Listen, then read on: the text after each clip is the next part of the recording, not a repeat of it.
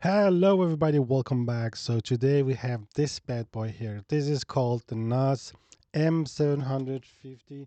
As you can see here, this is actually a copy or clone of the Deathadder V3 Pro. And to be honest, if you hold it and you close your eyes, you will not feel a difference. You will actually feel that this is a Deathadder V3 Pro.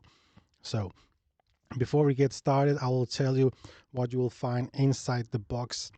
So inside the box you have the docking station here where you can charge your mouse, but if you don't want to use the docking station and you are on the move, you can actually just charge it with the USB-C cable in the front.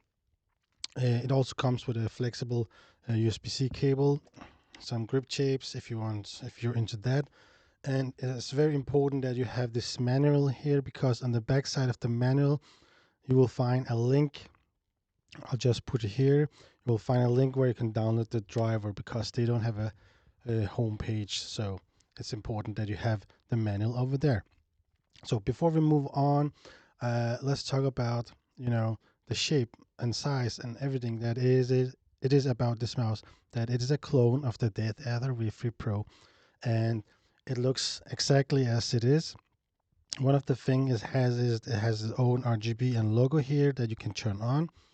And on the bottom here, it has the docking station where you can charge it, a dongle hider here, where you can hide the dongle, the CPI button on the bottom here, and the turn on button here as well. So that's it. I mean, I can go into the details about this mouse, but there's not so many details about it. It's a very budget friendly gaming mouse. It costs around between $10 and $20. It has Huano switches, which I think is around 10 million clicks. It's very springy, a little bit stiff, but I think it will loosen up with time. The scroll wheel actually feels nice, but if you scroll very fast, it has a metallic sound. The side buttons actually feels like the Deathadder V3 Pro, so to be honest, it feels good.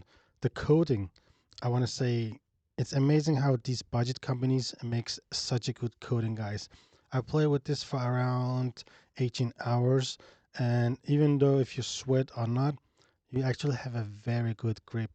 And this mouse is also like a very safe mouse. You can actually use palm, claw, and fingertips, so it kind of suits all kind of grips. If you're left-handed, you will probably have a problem with this mouse here. It has a 2.4 gigahertz connection, so that's good.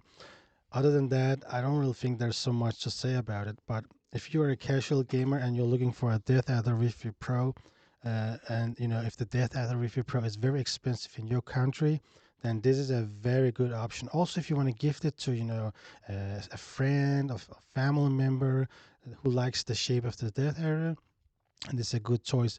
It comes around 72 grams, but to be honest, it's so well balanced that it doesn't feel heavy at all. It feels like around 50 grams.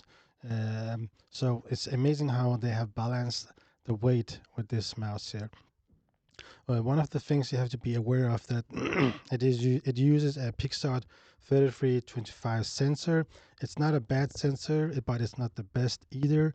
But one of the things I've noticed with this mouse is when you play games like fast-paced games like Fortnite, where you have to move very fast, when you move like very fast, it somehow has a response or delay problem. So, but if you just use low DPI settings, I think you will be fine. But it's not something that had occurred every time, but sometimes it happened. So just be aware of that. Other than that, it's a perfect budget mouse, and so far one of the best clones of the Deathadder V3 Pro I have seen. So if you have any questions, let me know in the comment section. See you guys.